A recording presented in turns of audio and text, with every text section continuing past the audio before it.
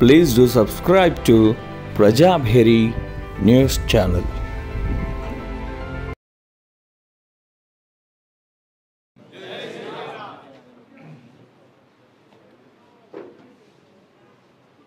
Party ఆఫీస్కి ఎప్పుడు వచ్చినా స్ట్రెంత్ యాడికింత పెరుగుతూ ఉంది.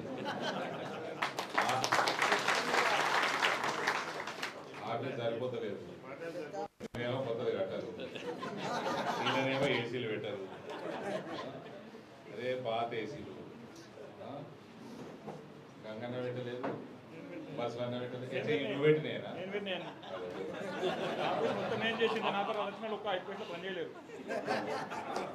మళ్ళీ ఇప్పుడు ఇద్దరు కోటీశ్వరులు ఉన్నారు ఎమ్మెల్యేలు.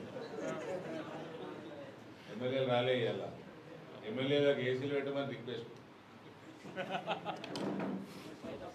నూతనంగా రాష్ట్ర పార్టీ కార్యదర్శిగా ఎన్నికైన శ్రీమతి శ్రవంతి రెడ్డి గారికి శుభాకాంక్షలు తెలియజేస్తా ఉన్నా.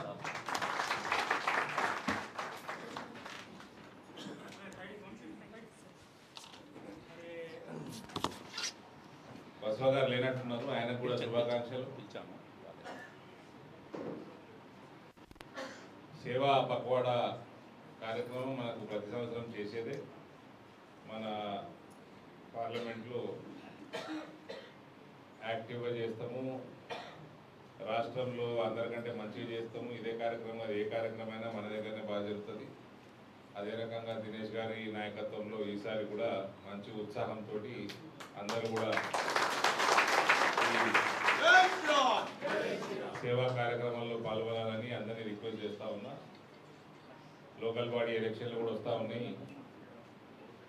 కాంగ్రెస్ వాళ్ళు అందరూ పొద్దున కాకపోతే సాయంత్రం ఫోన్ చేసి మాట్లాడుతున్నారు. వాళ్ళ సర్వే ప్రకారం వాళ్ళకు ఒక్క సీట్ కూడా వస్తలేదు. కాదు, ఒక్క జెడ్పీటీసీ కూడా కాంగ్రెస్ గెలిచే పరిస్థితి లేదు జిల్లాలో, ఇంక్లూడింగ్ అదేంది 5-6 బాన్స్వాడ కలుపుకొని.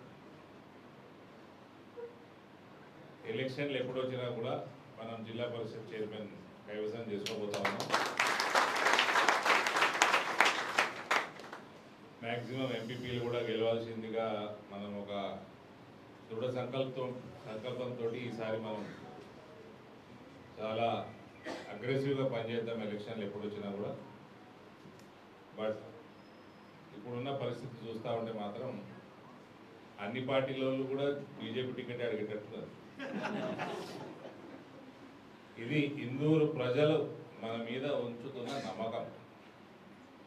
ఇందూరు ప్రజలు, ఇందూరు పట్టణ ప్రజలు కానీ, మున్సిపాలిటీలో, జిల్లాలో కానీ, పార్లమెంట్ మొత్తంలో కానీ ప్రజలు మన మీద ఉంచుతున్న నమ్మకం అది.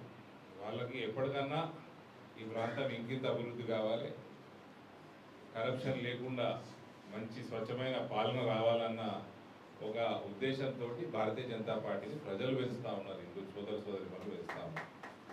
సో వాళ్ళందరికీ సేవ చేసుకోవడం, వాళ్ళందరికీ రుణపడి ఉండటం, ఎప్పటికీ వాళ్ళని ఎప్పుడు కూడా డిసప్పాయింట్ చేయకుండా మనం పనిచేసుకోవాలని మీ అందరినీ కోరుకుంటూ, కొద్దిగా సిపి గారి అపాయింట్మెంట్ ఉంది నాకు. ఈ మధ్య కొంచెం బోధనలో జరుగుతున్న సంఘటనలు, ఏ రకంగా అయితే ఎన్ఐఏ ఇక్కడికి వచ్చి అరెస్టులు చేసిపోతూ ఉందో, కొద్దిగా లా అండ్ ఆర్డర్ ఇష్యూస్ కూడా సీరియస్గా ఉన్నట్టున్నాయి. కాబట్టి ఆయన సమయం నేను అడగడం జరిగింది. ఆయన ఇప్పుడు ఆల్రెడీ 5-10 నిమిషాలు లేట్ అయింది.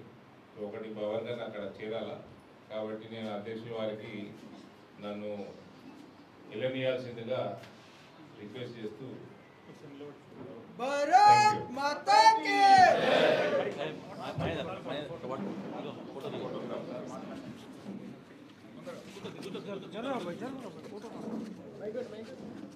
అవసరం